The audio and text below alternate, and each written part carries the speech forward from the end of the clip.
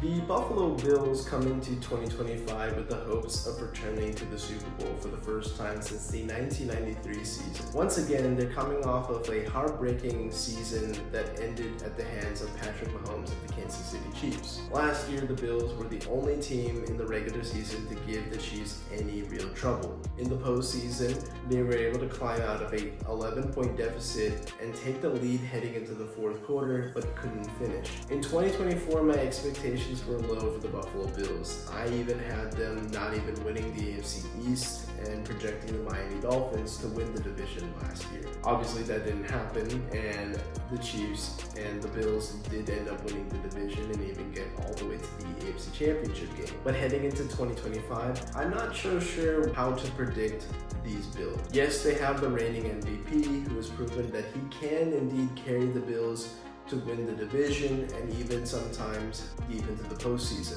But similar to the Ravens, this team seems to be riddled with unforced errors and mental mistakes that have costed them big, especially against the Chiefs. The Bills defense needed improvement, especially in their secondary, and the Bills did address that early in the draft, drafting Maxwell Hairston with their first selection in April's draft. Hairston brings a mix of speed and also length to the cornerback position, as he might see several targets as quarterbacks look to avoid Christian Benford and Teron Johnson on the other side of the secondary. Joey Bosa was the Bills' biggest offseason signing as they look to replace Von Miller, who was released in the offseason. Bosa has had a career much maligned with various injuries, especially within the last 3 years, as he's only played 3 out of 51 possible games, and if he could just stay healthy, this could keep the Bills' pass rush intact.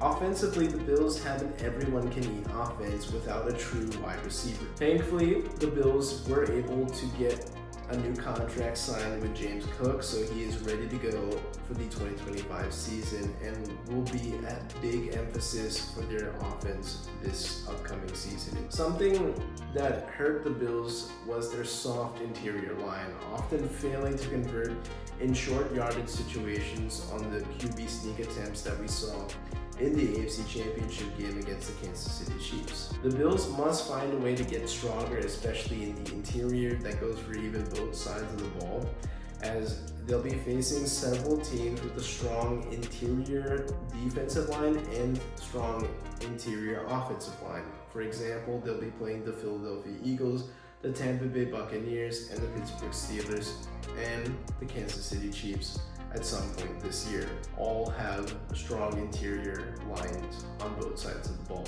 I can acknowledge Brandon Beane has done a few things to improve the roster compared to 2024, but remember in 2024 we weren't really sure what the Bills could do, and that question does remain the same in 2025. I don't think that Josh can again carry this team to the AFC Championship game, and I just don't think that they have enough to contend against the Chiefs or the Ravens in this AFC. Yes, they can win the AFC East yet again, but what does that really prove?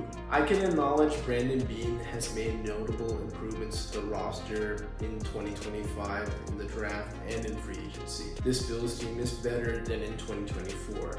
However, I do think when you look at the entire AFC landscape, the Bills are simply just a slight tier below the Chiefs and the Ravens. And I do not think the Bills have enough to simply ride their MVP until the tires fall off.